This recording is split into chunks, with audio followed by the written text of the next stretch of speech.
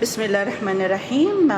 This is Dr. Reem. Today we will talk about the thoracic cage and the lower respiratory cavity. So we will start first to talk about what is the thoracic cage.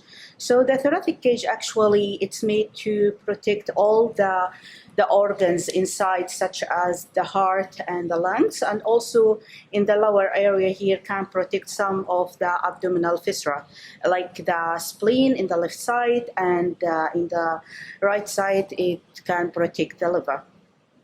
So we can see here the thoracic actually made of the ribs and also made of there is the bone anteriorly here, we call it the sternum.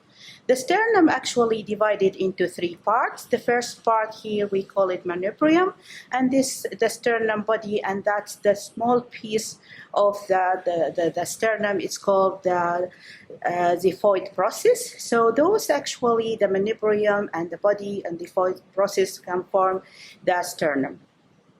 So actually the thoracic cage actually has two entrances. The superior entrance and the inferior entrance.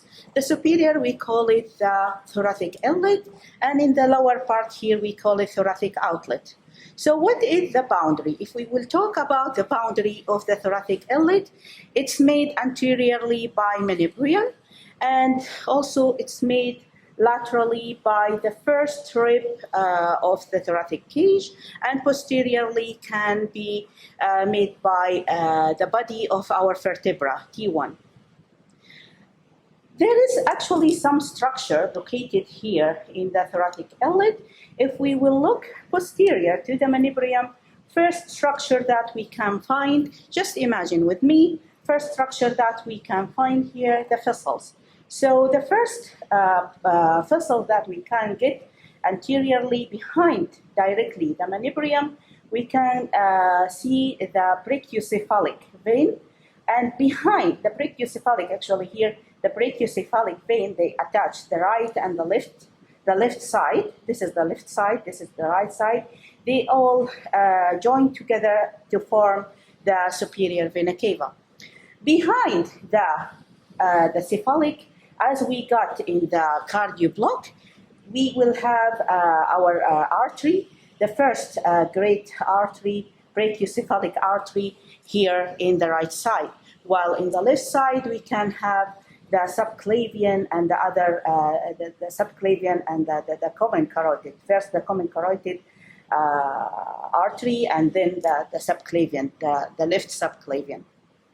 So behind even the vessels, we can get, you just imagine with me, the first structure coming behind those vessels, it should be the trachea. Behind the trachea, it's gonna be the esophagus, and then lift actually to the esophagus, we can get a lymph node, and the most common one, it's the thoracic duct. It can start from this, coming from the neck, and it goes inside the thoracic cavity.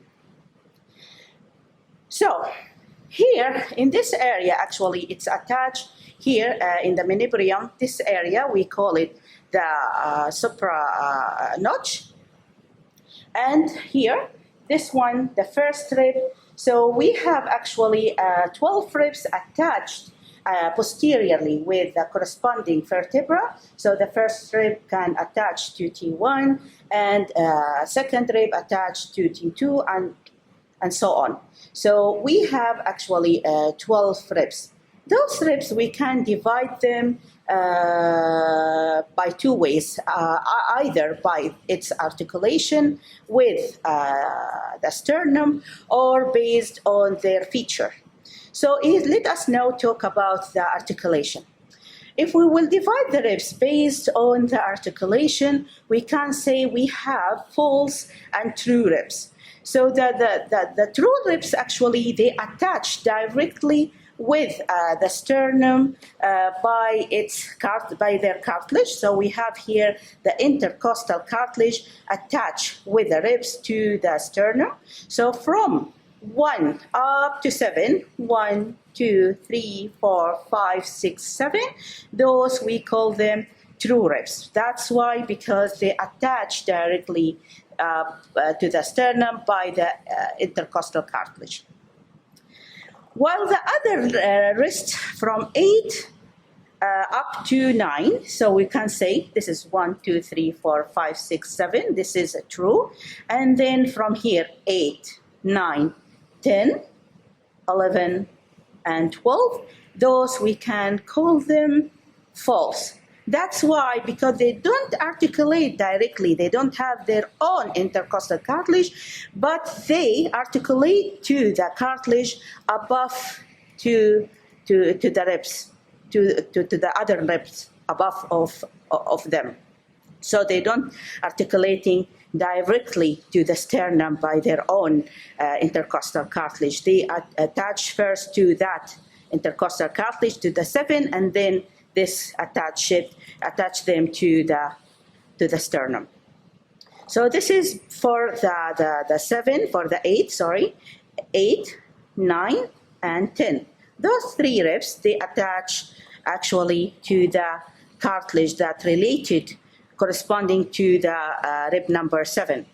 While 11 and 12, as you can see, we can give them another name as a floating ribs, because they don't actually, they're free. They don't attach anteriorly to any structure.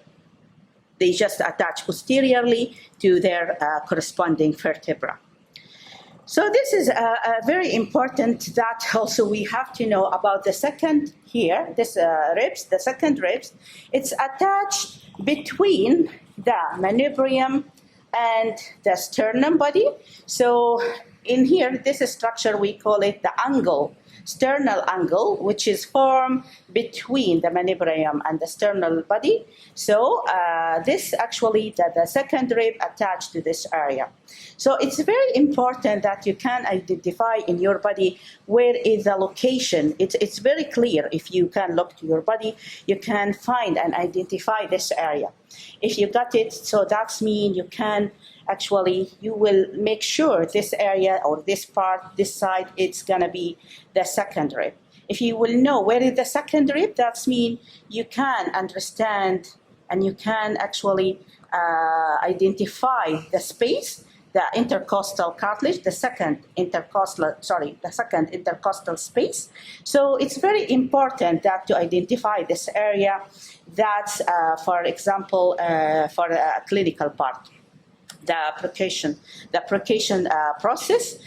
This is what you will cover, inshallah, in the clinical session. So if you put your hand like that, and then you just tape by your other hand over it, so you will get a sound from this area, the application sound.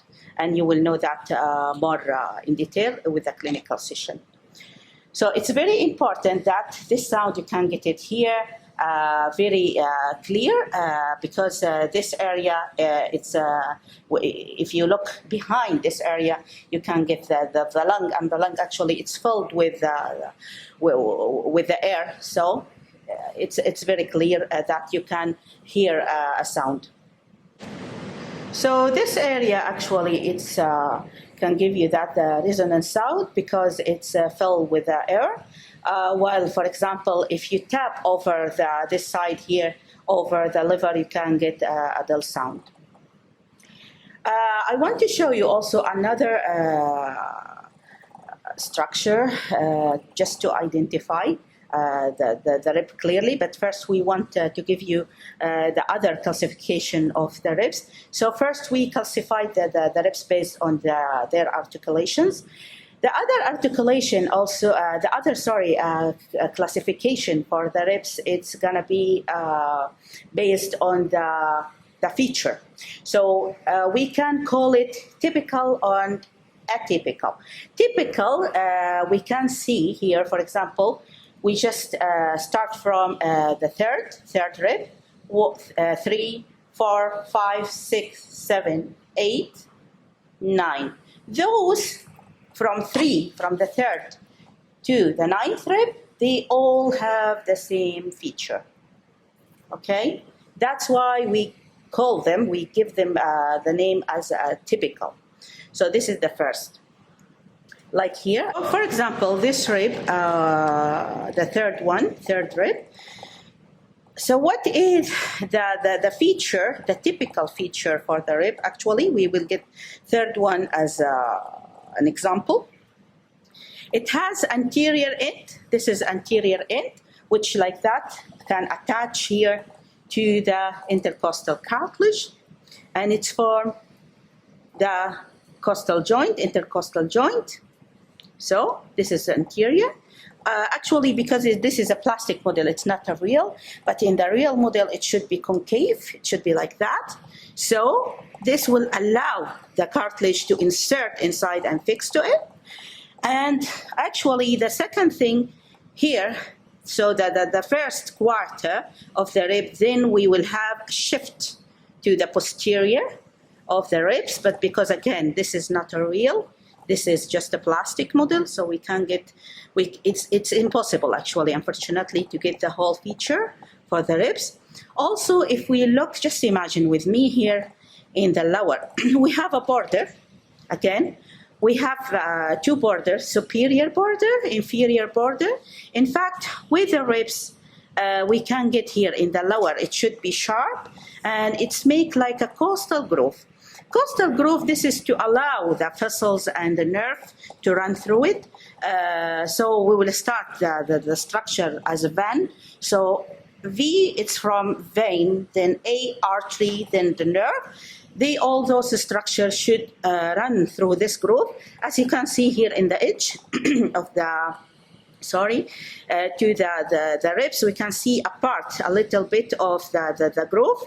And then also what we have here in the posterior end like a neck. This is a neck, and this is the tubercle rises, and this is the end has two facets. This is to articulate with one. This is the inferior articulation facet to articulate to its corresponding vertebra, and that's one to articulate to the vertebra above. And also it has two surfaces, anterior, as you can see here, anterior and posterior surface. So this is the most important structure in the typical. With the atypical, actually, I will show you first. We'll start with one. Atypical, we consider the first, second, and then we will say the 10, 11, 12. Again, it's the first, second, and 10, 11, the 12th. They all atypical, and that is why we'll start here, for example, with the first. As you can see here, the first rib, it's very small. It's short, as you can see, broad, wide, okay, and flat. So short, broad, and flat. Okay, and its location, it's like that. So with the first vertebra, this is for the right side. If we put it like that, the location, it's articulation by this way. So actually, we don't have anterior or superior. We have we don't have anterior and posterior. We have superior surface. This is superior surface, okay, and inferior. It's an opposite completely from the third one. The third one has a border, superior board, inferior board. Here, surface. We have superior surface, inferior surface, okay? So in the posterior, the edge, we have the board, it's posterior and anterior. As we can see here, because it's short, this rib, we don't have shift to the posterior part, but again, it has facets, and it has the neck, and it has the tubercle. So again, because it's not a real one, so we can't have that a concave structure anteriorly. With the second one, The second one, some books, if you read, they consider it typical, actually. And why that? Because they look like or similar to the third one, or the other rest of our rib. But some books, they mention it as atypical, and that's why, because actually its location, if we will put, this is for the left side. So if we will put it in this way, you can see here, it's actually it's wider than the normal rib, than the third one. And also its position, that's when we put it, its location, it's articulated like this way. So it has the superior surface and inferior surface. So it's look like the first one mostly than the third one. But again, it has two facets. The first one has only one facet. Here we have two facets, has a neck, a tubercle region, okay? And also there is a groove. But the groove actually here, it's not developed like the others. So that's why this is the second reason why we consider it as a typical one, atypical one, okay? So also we can here explain the number 10. Number 10 also, if we will put it, this is for our left side, we will consider it also as atypical. And the reasons why we consider it like that, the reason because it has only one facet. If you look here, you can see here only one. It's just articulated to its corresponding. So that's why we consider it as atypical. This one, as you can see here, number 11, again, number 11 has only one facet, and anteriorly it's just narrow and free, and it's don't attach to anything, and it's very actually sharp in their edge, the superior edge and the inferior edge. With the 12, because it's atypical again, because it's free anteriorly, and it's this is a point structure, anteriorly free, not attached to anything, and also because it's short, so its size is very small, and also has only one facet. That's why. So as we talk now, we just say we can differentiate or classify the ribs based on two ways. The first way based on their articulation, true and false, and the second way based on their feature. This is another structure can show the manubrium, the sternal actually. So it's, as we explained, has three parts. There's a exiphoid process, the sternum body, and the manubrium. Here, this is the intercostal cartilage. This is the interchondral joint, which attach with the 8 and the 9 and 10. Those, as we can see here, they don't attach directly to the sternum, but they attach to intercostal cartilage number 7, and that can get them to attach with the sternum. This is the space, which, as we said here, this is the angle, the manubriosternal angle, to attach the manubrium with the sternal body. So this part actually attach the second rib, so we can here actually identify the sound, the application sound, and that's it for the wall. One more thing we forgot to say about the inlet. This is the inlet, this is the outlet. So the outlet actually can allow the other structures to go in and out to the thoracic cavity, as we say, the vessels, the other structures located in this area. And here actually in the outlet, it can cover by the diaphragm. So this part actually attached to the diaphragm, just to separate the chest away from the abdomen region.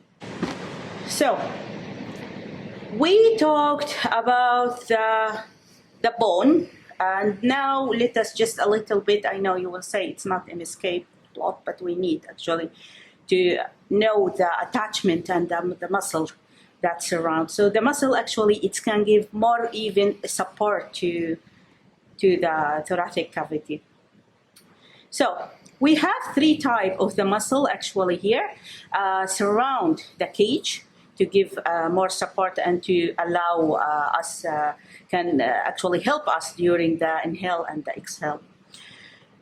The first, or the most outer layer of the muscle attached to the rib, it's the external. The external, as you can see, we can identify it through its fiber. As you can see, the fiber, it's coming from the lateral side, and like the fiber, it goes directly to the middle side, this way. Like you want to put your hand inside your pocket. Imagine you want to get your hand and you insert it. You want to insert your hand inside your pocket. So this way can give you the direction of the external outer layer of the muscle. Second layer of the muscle, we call it the internal. The internal, it's the opposite direction, the fiber opposite to the external one, which start the attachment through this way. That way, from the middle goes direct to the attached to the lateral side, to the ribs, and this is the internal muscle. There is one behind the internal. We call it the innermost. Innermost, it's look like a straight from the superior to the inferior, just straight this way. So this actually part we call it the innermost layer. This is another model, plastic model, can show you even more clearer than the plastinate model. So we can see the fiber of the external, which coming, as we said, like you want to put your hand inside your pocket this way, from lateral to the middle, to the midline. And this is the internal fiber of the muscle, which come underneath the external one, and coming from the midline goes to the lateral side. And if we move it like this, this is actually show you the innermost. As you can see here, the innermost is just straight. So this is the innermost layer. So we have three layers of the muscle. So as we said, the outlet, the opening of the outlet, thoracic outlet, covered by diaphragm. This is the diaphragm. So the diaphragm divides our viscera into two, chest and the abdomen cavity, and it's attached posteriorly to the wall. So there is actually three important openings coming out from the diaphragm. So there is some structure can be connected between the chest and the abdomen, such as the first part here. It's the inferior vena cava, and the esophagus, and this is the aorta. Here, the first one, for example, the inferior vena cava, the location of that opening, actually, it's located in T8. So as you can see here, it's the most anterior structure in the inferior vena cava at T8. It's coming out from the chest up, and it goes down to the abdominal cavity. And this one, the esophageal opening, it's coming through the T10, and the aorta is coming through the T12. So also we can see here there is a cross. This is the right and the left cross. Okay, this is, we call it also as the medial cross. So this is the top of the diaphragm. As you can see, this is the central tendon, which allow the other structures coming through it, go down to the abdominal cavity. And actually in the lateral side, it's formed by muscle. As we can see, this is the opening of the esophageal. Behind of the esophagus, it's coming the opening of the aorta, which can pass through the T12. esophagus again by T10, and here this opening nearly to in the center, it's the inferior vena cava, which is T8. So we will show you this structures again with the other plastinate model. So we will show you here in the plastinate model just the opening, because we can get here the diaphragm has been removed, so we can just see the opening of the aorta. As you can see, look at that, the aorta is the most posterior part, which is located coming through the diaphragm. This is behind the diaphragm, a muscle part of the diaphragm. So this is the crus, this is the median crus. Okay, this is here the medial crus, median, medial, and that part is the lateral crus. Those two attach the posterior part of the diaphragm to the posterior wall.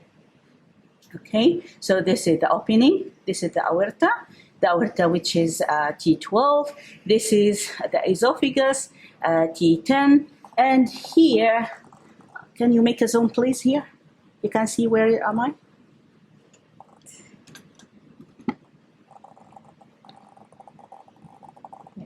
Okay, so this part, this opening, as you can see here, this is the top, this is the roof actually. We just have this part of the diaphragm. So this part is the opening of the inferior vena cava, which is the T8. Okay, so those actually the dome. This is the left side, left dome. So and that is the right dome of the diaphragm. Just we have the posterior wall of it and the roof of the diaphragm. Okay, after we talked about the thoracic cage, the muscle, and the diaphragm, now we will start talk about the air pathway and the lower respiratory tract.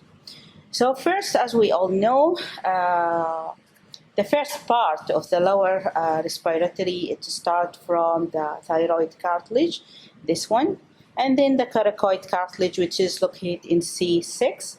And after that, this part is the trachea, which is actually enter through the inlet, the thoracic inlet, and then to give two other bronchi branches to the left side and the right side. As we can see here, the left side it's even narrower and it's longer. Okay, and here the right side it's wider, shorter, and it's give me another primary actually branch. This is the primary branch of the bronchi, and this is the secondary. Then each one of the primary can give me secondary branch, and the secondary give me tertiary branch of the bronchus. Then which is with the alveoli inside our lung. So this is the left side, as we can see. In the right side, actually, it's give me three bronchus. Okay, this is the three primary bronchus. 1, 2, 3. That's because in the right lung we have 3 loops, while in the left side just give me 2 branch because I have just 2 loops. Okay, so we can move this part, the air pathway, and we can get another model to show you more the structure of our lower respiratory tract. So you can see here, this is the coracoid cartilage, and this is the thyroid cartilage, coracoid cartilage, okay? And this is the trachea, as you can see here, surrounded by thyroid. This is thyroid gland, this is the isthmus. So in the, inshallah, next year, you will get it more in detail, the thyroid gland in the endocrine block. But now just we want to know this is the isthmus, which is the most narrower part of the thyroid, okay? Which is, then this is the other part, lower part of the trachea. And if we will open this diagram, this model, we can have here, as you can see, it's bifurcated into 2. This is the left side, as you can see, It's longer, narrower. This is wider, shorter, and it's give me 3 primary. And this is just 2 because we have just 1, 2. Okay, because here we have in this lung we have only two loop, and there is here, this is the oblique fissure. Okay, while in the right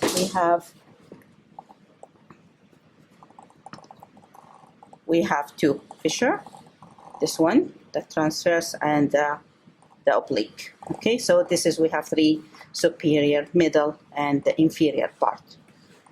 Okay, so this is the model just to show you the structure of the lung.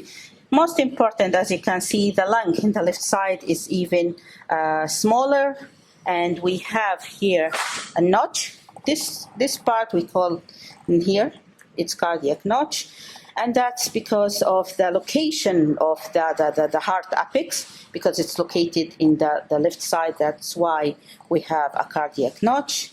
And here you can see this is the cardiac surface. Okay, this depression, this is because of the location of the heart, mostly located in the left side. That's why it's formed more clear of the apex of the heart located in this area. Okay, I just noticed one thing, because actually mostly the plastic model a bit tricky more than the real one. So just notice that when I say it here, the notch, actually notch, the notch in this model here, this part, this is the notch. So if we can put it together here, so inside this is the notch. I will just put it together, I will show you. Look at that. This is the notch. Okay, and this is the lingula. The lingula, it's like the tongue of the lung.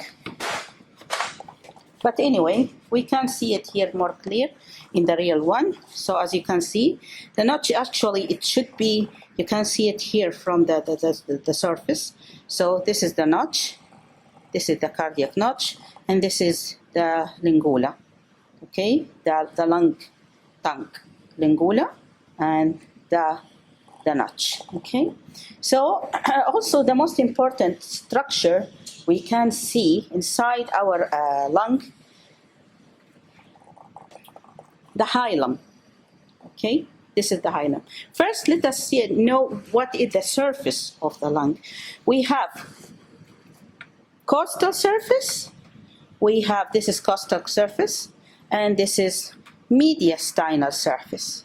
Costal, because it's facing the costal ribs. This is because it faces the mediastinum. Okay, so mediastinal surface, costal surface. Okay, and then inside the mediastinal surface we have lung hilum. The hilum is like a pocket which allow the other structures to go inside our lung. What we will have in the hilum, we have most important the vessels and the bronchi, which is when it's bifurcate, can enter inside, so can fill then the lung, and it's allow to transfer the air from the air pathway from the trachea and get that air to reach to the alveoli inside the lung. So actually, what is the structure from posterior up to the anterior? The most posterior, it should be the bronchi, okay? The bronchi is the most posterior. And the other vessels, all the vessels, either artery or vein, it's coming anteriorly. But how we can differentiate which artery, which is vein? The artery is the most superior, okay? The vein, the most inferior. Okay? Vein, inferior, artery, superior. And they both anterior. Posterior, it should be the bronchi. Passing through what? Passing through the hilum. And there is here a ligament. Okay? This ligament, but it's not appear, unfortunately, in this structure. but it should be a ligament here of the hilum. This is allow when we are exhale and inhale, this structure, they can move easily. Just imagine if we don't have that ligament, that's mean when you inhale, fill the air in your lung, and when this structure can move, that will cause a damage to the hilum or to that part of our lung. So that's why we have here a ligament, which allows the structure during inhalation and exhalation to move a little bit up and down. Things we want to know, some relations between the lung and the mediastinum structures that located in the mediastinal area. Okay, so here, this loop, how we will know if it's right or left. First, we have to see the loop. We count the loop, 1, 2, 3, transverse and oblique. That means this is the right. So directly in the right, you can just know this part. It's this area here. It's the relation between the lung and the heart. So this is, again, this is anterior surface, and this is the posterior surface. In the anterior surface, this is the heart located in this part. And here, in this part, there is the superior vena cava, and here the inferior vena cava. And in this part, because we know, if you remember in the cardiovascular block, you got the azygous vein. So the azygous vein actually located in the right side mostly. That's why in the right lung, we will have in this part the azygous vein. And also, another important structure located mostly near to the right side is the esophagus coming down in the lower part of the lung. So here, the esophagus, azygous vein. This is here the superior vena cava, inferior vena cava, and this part located of the heart, part of the heart. Okay. So again, this structure is the bronchi, most posterior, and the most anterior, the vessels, the most superior, the artery, the most inferior, the vein. The left lung, the same, we have to know if it is left or the right. We have first to locate, to count the loops, 1 and 2, only 1 oblique fissures. So that means this is the left side. So again, this is the anterior, this is the mediastinal surface, this is the anterior part, this is the posterior part, and as you can see, the surface of the heart here, it's more wider, because we all know that the heart located mostly in the right side. This structure, as again we say, the most posterior part, because this is the posterior side. So the most posterior is the bronchi, most anterior the vessels, the most superior it should be the artery, the most inferior it should be the vein, pulmonary, and most important that we have to get here, this area, we don't say here azygous vein again, because azygous vein located mostly in the right side. So what we have here is the arch of the aorta, because the arch of the aorta located mostly in the left side, and then here the lower part of the lung, it should be the descending. This is the arch, imagine with me, just the arch, it can move this way. So this is the descending aorta, arch, descending aorta. Okay, so we will just stop at this part, and if you don't understand anything, try to ask during the lab. Try to see also pictures, and it should be easy. Don't worry about the lots of the information today. It's they all just easy, and I'm sure that you covered it before. So just try to read also from the theoretical part. So that will give you a clear vision of everything. And if you have, even with that, lots of questions, you can ask, just send me an email. Thank you very much.